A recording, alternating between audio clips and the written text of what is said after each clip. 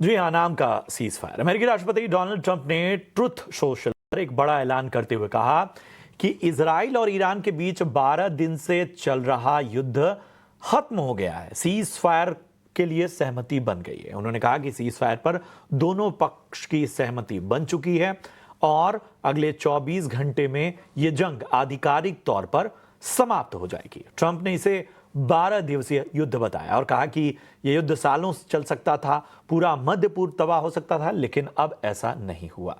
लेकिन cease fire के इन तमाम दावों के बीच जो तस्वीर सामने आई वो अपने आप में हैरान करने वाली थी।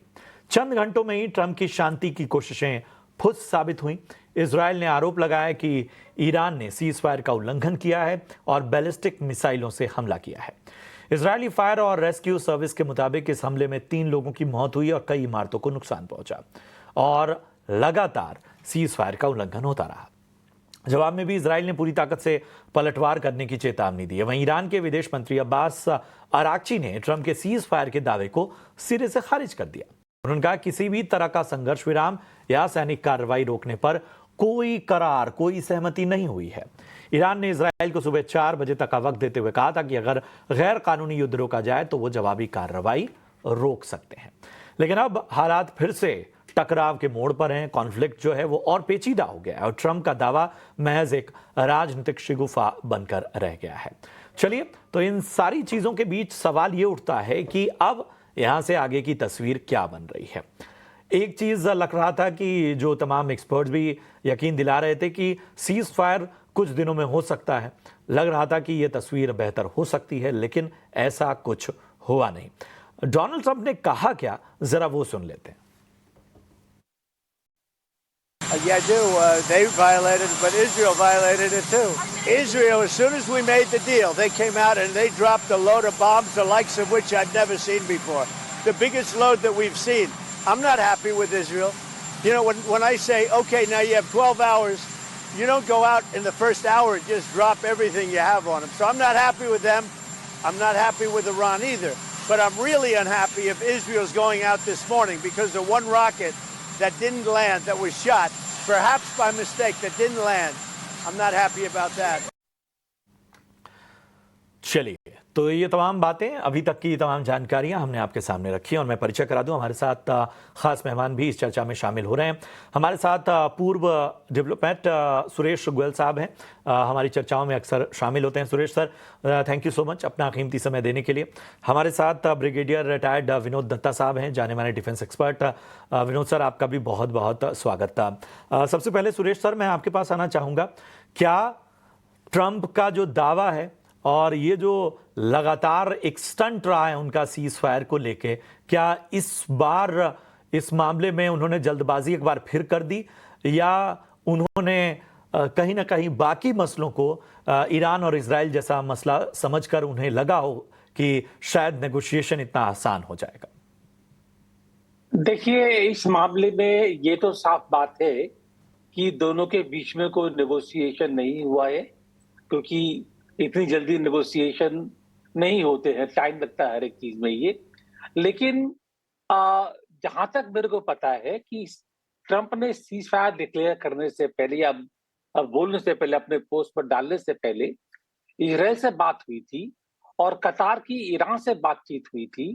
बल्कि कहीं तो अटकलें ये भी लग रही है कि जो ईरान ने अटैक किया यूएस के एयरबेस के ऊपर, उसके बारे में पहले इंफॉर्मेशन कतार को दे दी गई थी और एक तरह से ये जो अटैक वगैरह हुए वो रिचुअल था, रिचुअलिस्टिक, कि ईरान को यूएस के जो अटैक हुए उसका जवाब देना था और जवाब किस फॉर्म में दे, क्योंकि सब कुछ देखते हुए जो मेरा अपना पर्सनल असेसमेंट है मिलिट्री के तौर पर, कि ईरान में अभी इतनी कैपेसिटी नहीं है कि वो यूएसए को चैलेंज कर सके मिलिटरीली। और इसी तरह से इजराइल भी काफी कुछ लॉस उठा चुका है। अब इजराइल को भी थोड़ा सा अभी टाइम की जरूरत है। तो मेरा अपना असेसमेंट ये कि इजराइल भी मिलिटरीली थोड़ा सा विड्रॉ करके टाइम चाहिए उसको रिकवर होने के लिए। इसलिए मेरा अपना असेसमेंट ये है कि जो भी है, बोथ इजराइल एंड ईरान वो थोड़े टाइम के लिए अपना युद्ध रोकेंगे, लेकिन इतना ज़रूर है कि क्योंकि उनके बीच की जो प्रॉब्लम्स हैं, अगर उनके बीच की बात नहीं भी की जाए, वेस्ट एशिया की और गल्फ की, मिडल ईस्ट की जो प्रॉब्लम्स हैं, वो पहले से सॉल्व नहीं हुई हैं, बल्कि ज़्यादा कॉम्प्लिकेटेड ही है पहले से। तो इतना ज़रूर है कि कोई भी सीज़फायर अगर हो भी जाता है, तो वो टेम्परेरी होगा, प्रॉब्लम सॉल्व नहीं हुई है ये। तो मेरा अपना असेसमेंट ये है कि कुछ देर के बाद ये जो अभी का अटैक्स है, काउंटर अटैक्स है, ये कुछ टाइम के लिए रुक जाने चाहिए और इसके बाद में पॉलिटिकल लेवल बोथ इज़राइल और ईरान के बीच में झगड़े फिर से शुरू होने हैं। इसके अलावा और कोई पॉसिबिलिटी नज़र नहीं आती है। जी, जी प्रशांत। वैलिड वैलिड पॉइंट सर, और शायद इस नज़रिए से देखना होगा। और मैं दत्ता सर आपके पास आना चाहूँगा। दो तरह के नैरेटिव्स चल रहे हैं। एक की ये जो सीज फायर या ये जो तूफान है, जो इसे थामने की कोशिश हुई, जो तमाम चीज़ें चल रही हैं, जो प्रयास चल रहे हैं, उसका एक बहुत बड़ा फैक्टर ये है कि इज़राइल को थोड़ा वक्त मिल जाए फिर से ज़्यादा अपनी ताकत या बाकी चीज़ों को समेटने के लिए।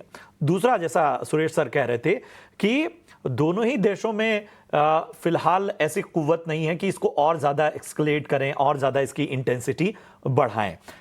एक चीज़ और है कि ट्रंप ने अपने बयान में साफ तौर पर कहा कि वो इज़राइल और ईरान दोनों से नाराज़ हैं, उसके मायने हैं। आपकी टिप्पणी सर, क्या लग रहा है आपको इन तमाम नैरेटिव्स में कौन सी बात ज़्यादा दमदार लगती है? देखिए, आपने बिल्कुल ठीक कहा, क्योंकि अमेरिका और इजराइल का जो ट्विन ऑब्जेक्टिव था कि उनका जो न्यूक्लियर कैपेबिलिटी है उसको डिग्रेड करना या उसको खत्म करना, तो डिग्रेड तो खैर नहीं हुआ है, लेकिन हाँ इनऑपरेटिव कुछ सालों के लिए यकीनन हो गया है। और ईरान मतलब मानने वाला भी नहीं है, क्योंकि केवल ईरान के ही इंटरेस्ट वहां नहीं है, वहां चाइना भी उसके साथ काम कर रहा है, वहां रशिया भी उसकी मदद कर रहा है। तो जितनी भी ये जौहरी मतलब ताकत या वो बना रहे हैं, तो उसमें बाकी कंट्रीज भी इन्वॉल्व है और they are all you see against America. तीसरी चीज दूसरी चीज जो आपने बताई कि साहब जो कॉम्बैट पोटेंशियल है दोनों देशों का, वो काफी डिल्यूट हो गया है। क्योंकि इजराइल आप देखिए पिछले 2 साल से ज्यादा का वक्त हो गया कि अपने जो हमास की लड़ाई में लिप्त है, तो हिजबुल्लाह के साथ उसका कन्फ्रंटेशन हुआ है, लेबनान पे उसने अटैक किए हैं। तो उसके पास भी इतना कॉम्बैट पोटेंशियल नहीं बचा है कि वो और मजीद इस अटैक को आगे ले जाए। ईरान की भी वही हालत है। ईरान का जो पोटेंशियल है वो करीब 12 से 15 दिन तक के युद्ध का है, क्योंकि उसकी जो एयरफोर्स है वो बिल्कुल केपेबल नहीं है, क्योंकि उसके ऊपर इतने सैंक्शंस लगे हुए हैं कि उसने अपनी न तो एयरफोर्स को बढ़ाया है, न वो उस केपेबिलिटी मतलब वो केपेबल भी नहीं है कि उसको बढ़ा सके। और बिना मतलब ऑफेंसिव एयर सपोर्ट के किसी भी सेना के लिए कोई युद्ध लड़ना या उसको और प्रोलॉन्ग करना बड़ा मुश्किल हो जाता है। और अमेरिका को और इजराइल को, क्योंकि उनका जो एयर सपोर्ट है वो या उनकी जो एयरफोर्स है वो बिल्कुल केपेबल नहीं है, तो उनको इसका फायदा रहा, इसलिए उनको फ्री रन रहा। तो दोनों ही देशों को, क्योंकि ईरान ये चाहता था कि अभी इजराइल सबसे कमजोर है जितने सालों में भी देखा जाए, क्योंकि वो इतने दिनों से युद्ध में लिप्त है, तो वो ये चाह रहा था कि अपनी थोड़ी सी वो कहते हैं ना असेंडेंसी उस पर स्टैब्लिश करे और अपना वर्चस्व कायम करे। लेकिन अमेरिका का साथ था, और कोई भी देश आज की तारीख में अमेरिका का मुकाबला नहीं कर पाएगा, चाहे वो सामरिक संसाधन हो या और उसके रिसोर्सेज हो या उसका जो क्लाउड हो। तो दोनों ही देश बिल्कुल कहते हैं ना कि उनका जो लॉजिस्टिक्स और कॉम्बैट स्टेमिना था वो जवाब दे चुका था। तो अब केवल मतलब उनके पास यही चारा है कि एक mutually they agree on a ceasefire. और अमेरिका जिस तरह कहता है कि साहब हमने उनकी न्यूक्लियर कैपेबिलिटीज को डिग्रेड कर दिया है, तो कुछ हद तक उन्होंने अपना जो ऑब्जेक्टिव था वो किया है।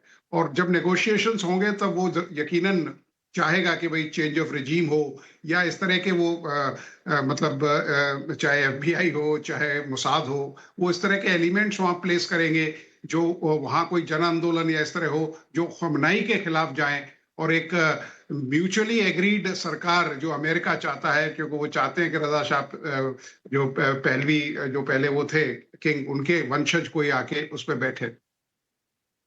बिल्कुल, तो ये तमाम बातें हैं जिसमें पृष्ठभूमि को भी समझना होगा। सुरेश गोयल सर, मैं एक चीज़ समझना चाहता हूँ कि ये इस बार का जो कॉन्फ्लिक्ट है और इस बार के कॉन्फ्लिक्ट में जो अमेरिका की भूमिका रही है, वो पहले के टकरावों और उसकी भूमिका से कितना अलग आप देखते हैं? आ, देखिए, दो दो चीजें हैं यहाँ पर। पहली बात तो अब ट्रम्प की अपनी पर्सनैलिटी है जो इस के बीच में आ रही है। ट्रम्प का इलेक्शन जब हुआ तो पहले ही वो बोल चुके थे कि वो जो वैश्विक वारें हो रही है, युद्ध हो रहे हैं, उनको खत्म करने का प्रयास करेंगे। वैसे भी Trump as a business president, उनका अपना जो प्रायोरिटी बिजनेस की है, उनकी प्रायोरिटी इस तरह के जो आइडियोलॉजिकल टकराव हो या दो कंट्रीज के बीच में इस तरह के कॉन्फ्लिक्ट्स हों, जिससे कि उसके बिजनेस प्रोस्पेक्ट के ऊपर असर पड़े, तो वो नहीं चाहेंगे इस चीज के लिए। तो कोशिश उनकी ये रहती है, लेकिन अनफॉर्चुनेटली उनका एक लॉन्ग टर्म अप्रोच भी नहीं है। उनके लिए सारी चीजें एक ट्रांजैक्शनल डील है ये, कि आप आए, बातचीत करी, ट्रांजैक्ट किया, बिज़नेस, पैसा दिया, पैसा लिया, प्रोडक्ट हुआ, बात खत्म हो गई। लेकिन इंटरनेशनल इश्यूज़ में ऐसा नहीं होता है। लंबे इम्प्लिकेशंस होते हैं, लॉन्ग टर्म का देखना पड़ता है और वो ट्रम्प नहीं देख पाते। एक तो उनकी पर्सनैलिटी है, तो जैसे कि पहले भी कहा गया था कि वो हर एक चीज़ में सीज़ फायर शॉर्ट टर्म किया, बाद में दिक्कत आ जाती है फिर ये। एक तो ये, और दूसरी चीज़ ये है कि अ, आप मिडिल ईस्ट को अगर हिस्ट्री देखें, ऑस्लो अकॉर्ड हुए, 1979 में ईरान में तख्ता पलट हुआ, उसके बाद में ईरान, ये शिया सुन्नी का जो एक डाइकोटोमी पैदा हुई, उसकी वजह से ये जो बाकी जो देश हैं, चाहे वो बहराइन हो या बहराइन, या अगर देखा जाए तो हिजबुल्ला हो या हूथी हो या हमस, या हमस क्रिएट उन्होंने नहीं किया, हमस क्रिएशन हुई थी इजराइल की तरफ से, लेकिन हमस को साथ मिला फिर ईरान से। तो ये सब देखते हुए बड़ा कॉम्प्लेक्स पॉलिटिक्स है मिडिल ईस्ट का, और उस कॉम्प्लेक्स पॉलिटिक्स में कोई एक सिंगल लीनियर सॉल्यूशन कि जिसमें कहा जाए कि हाँ, यहाँ पर इसकी सरकार बनेगी, ये होगा, वो बहुत मुश्किल हो जाता है ये। और अगर ईरान में मान लीजिए वो कहते हैं कि तख्ता पलट करने की कोशिश करते भी हैं, तो कौन आएगा? रज़ा पहलवी आएंगे? अ, कहीं ऐसा तो नहीं है कि अ, बजाय प्रॉब्लम सॉल्व होने के और ज़्यादा डिस्टेबिलाइज़ हो जाए? ऐसा भी, इसकी भी पॉसिबिलिटी होती है ये। तो ये सब चीज़ें देखते हुए मिडिल ईस्ट की जो पॉलिटिक्स है, मुझे लग रहा है कि वो और ज़्यादा डिस्टेबिलाइज़ हो रही है, उसमें और ज़्यादा कॉम्प्लेक्सिटीज़ आ रही हैं। एक चर्न है, जिसका पता नहीं चल रहा है कि अल्टीमेट क्या एंड होगा ये। तो मैं ये देख रहा हूँ कि अमेरिका के यहाँ से ज़्यादा इन्वॉल्व होने से जो क्रिटिकल एरिया है इंडिया की एनर्जी सिक्योरिटी के लिए भी, वो हमारे लिए एक बहुत परेशानी की बात बनती जा रही है। जी। की बात आपने कही है और ये वाकई मतलब ये एक बात तो है कि ट्रंप की इन तमाम जो रणनीतियां रही हैं वो अब तक कम से कम मध्य पूर्व में स्थिरता की ओर नहीं, उसको और ज्यादा अस्थिर कर रही हैं। और मिडिल ईस्ट की अगर हम बात करें तो मिडिल ईस्ट हमेशा से ही वहां पर इस तरह के कॉन्फ्लिक्ट्स का कोई सोल्यूशन निकाल पाना हमेशा से चैलेंजिंग रहा है। हमारे साथ मिडिल ईस्ट के जानकार प्रोफेसर सलीम साहब भी हमारे साथ जुड़े हुए हैं। प्रोफेसर सलीम, बहुत बहुत शुक्रिया अपना कीमती समय देने के लिए। हमें जरा बताइए कि ये जो पूरी स्थितियां हैं, जिसमें आज भी मैं एक चीज पढ़ रहा था कि ईरान के सरकारी टीवी मीडिया ने कहा है कि ईरान की संसद जो है वो हॉर्मुज स्ट्रेट को भी बंद करने पर विचार कर रही है। और अगर ऐसा होता है तो वो बहुत मतलब दुनिया की बाकी बड़ी अर्थव्यवस्थाओं के साथ ही भारत के लिए भी बहुत बहुत बड़ा संकट या बहुत बड़ा असर उस पर डालेगी।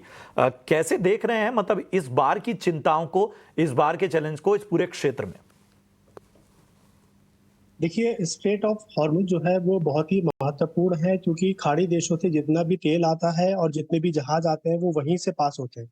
अगर ईरान उसके ऊपर कब्जा कर लेता है या वहां पे किसी तरह का बार लगा देता है, तो यकीनी तौर पे वहां से जो तेल की सप्लाई दुनिया के देशों को हो रही है, खास तौर पे अगर हम भारत की बात करें, क्योंकि भारत भी लगभग 60 to 65% अपनी एनर्जी की जरूरतें जो है वो यहाँ से पूरी करता है। तो ये बहुत ही महत्वपूर्ण मुद्दा है कि ईरान अगर स्ट्रेट हॉर्मुज पे किसी भी तरह का बार लगाता है तो दुनिया के देशों और दुनिया की अर्थव्यवस्था के लिए एक बड़ी चुनौती जो है वो खड़ी हो जाएगी। और मैं एक बात और यहाँ पे कहना चाहूँगा कि अगर इस लड़ाई का कोई हल जल्दी नहीं निकलता, तो बहुत पॉसिबिलिटीज़ थी कि ईरान स्ट्रेट ऑफ हॉर्मुज़ के थ्रू पूरे दुनिया के देशों के ऊपर एक डायरेक्ट और इनडायरेक्ट जो प्रेशर है, वो बनाने वाला जो अपना कार्ड है, वो उसको ज़रूर प्ले करते। लेकिन ये होने से पहले ही जिस तरह से सीज़ फायर के बारे में हम सुन रहे हैं, तो मुझे लगता है कि दुनिया के देश, ना सिर्फ भारत, बल्कि यूरोप और दीगर एशिया, अफ्रीका, लैटिन अमेरिका, इन सारे देशों को एक सुकून की राहत जो महसूस हो रही है और स्ट्रेट हॉर्मुज़ से जो तेल और जो एनर्जी का जो एक वे है, वो लगातार जो है वो बना रहेगा। तो ये और देखिए जब जंग होती है, तो जंग में हम सारे ऑप्शंस का यूज़ करते हैं, लेकिन हमें ये देखना होता है कि बैड और वेरी बैड में हम कौन-सा ले सकते हैं। तो जब ईरान को लगता कि सिचुएशन जो है वो और बढ़ती जा रही है, बद से बदतर होती जा रही है, तो यकीनन ईरान जो है वो स्ट्रेट ऑफ हॉर्मुज़ को बंद करने का एक्शन ज़रूर लेता। तो मुझे ऐसा लगता है कि चूँकि वॉर है और वॉर में चूँकि हम इंटरनेशनल पॉलिटिक्स को जो है रियलिस्टिक पॉइंट ऑफ व्यू से देखते हैं, तो ईरान को अगर लगता कि स्ट्रेट ऑफ हॉर्मुज़ बंद करना है या उसको किसी तरह उसमें बैरियर लगा करके वहाँ से जो एनर्जी की सप्लाई है उसको बंद करें, तो वो इस ऑप्शन को ज़रूर अपनाता और हो सकता है कि मतलब 2 दिन में, 4 दिन में ये चीज़ हमें देखने को मिलती। तो यकीनन इसके ऊपर भारत और दूसरे जो देश हैं, उन सब के ऊपर इसका असर देखने को मिलता। तो ये बहुत इम्पोर्टेंट पॉइंट था, लेकिन थैंकफुली ये नहीं हुआ।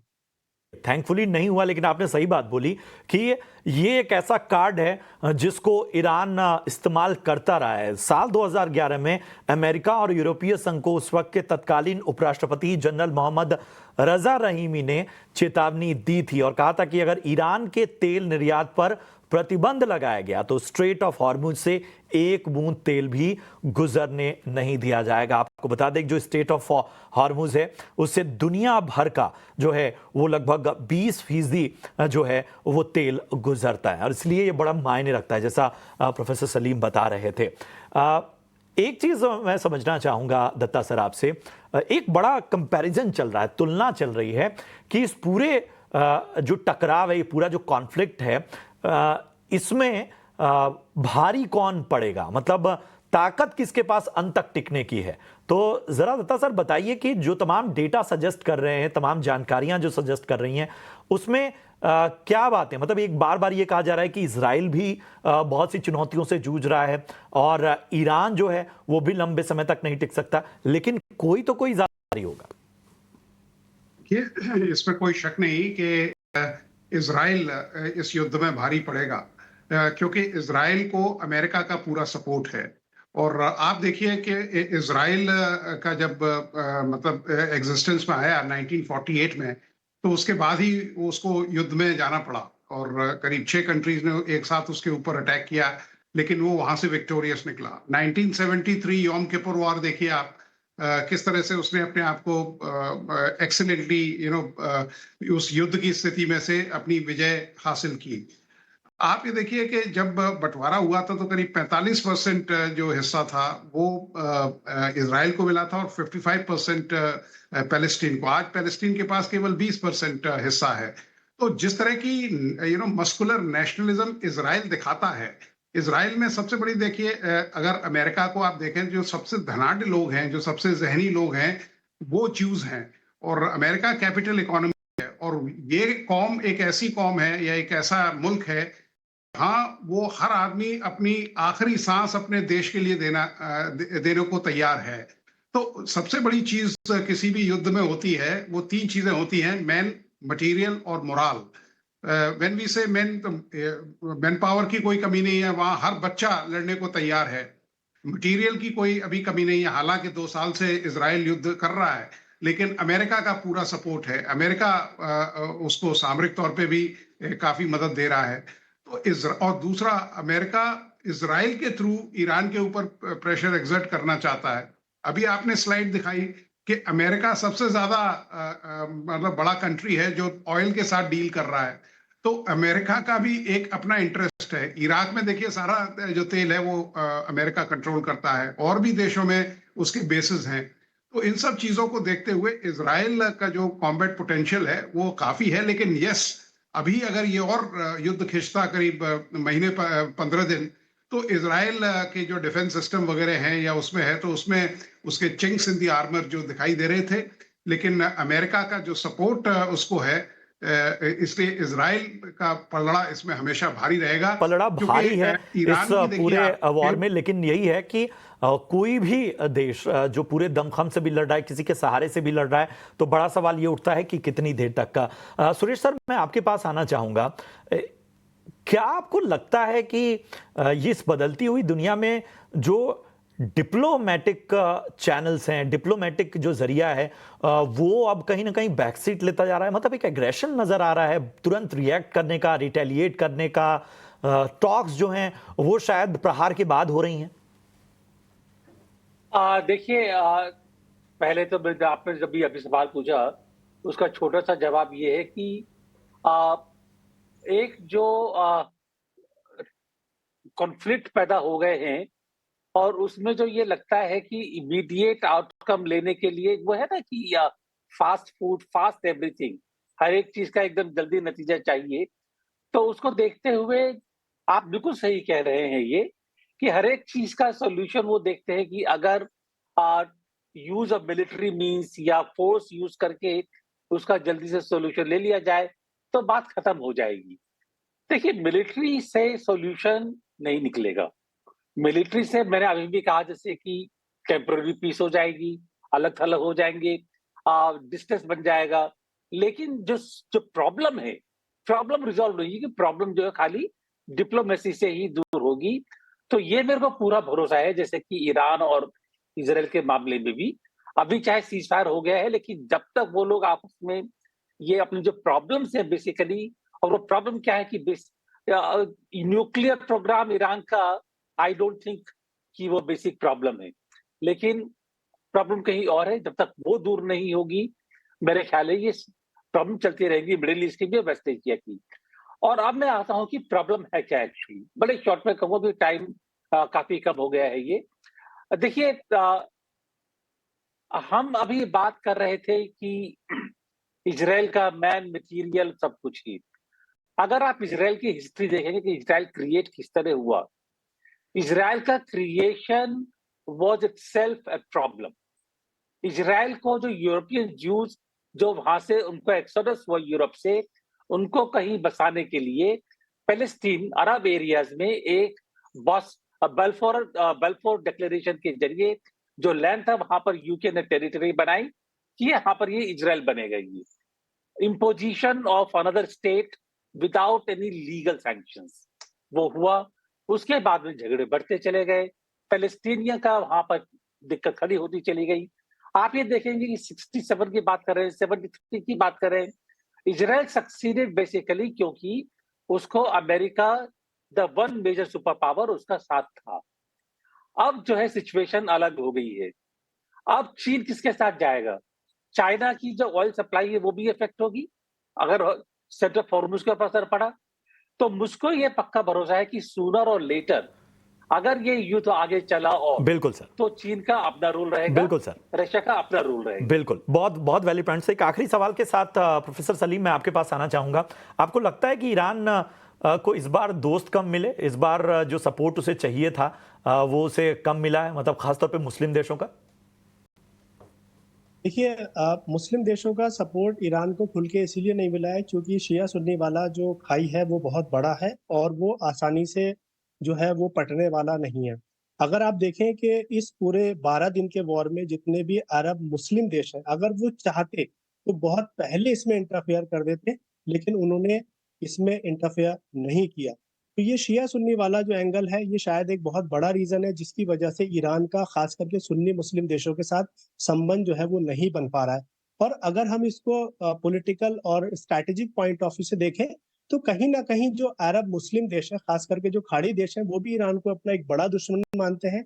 चूंकि उसके पास न्यूक्लियर पावर है, आइडियोलॉजिकल डिफरेंसेस हैं, और जिस तरह से 1979 से ईरान ने इस्लामिक रिवॉल्यूशन को एक्सपोर्ट करने की बात बिल्कुल। कही, फिर हमने ईरान इराक वॉर देखा, तो ये सारी चीजें जो है कहीं ना कहीं बड़ा एक बैरियर है मुस्लिम जो देश है और जो वाकई, एक शिया कंट्री वाकई, जो ईरान है, वाकई। तो ये जी।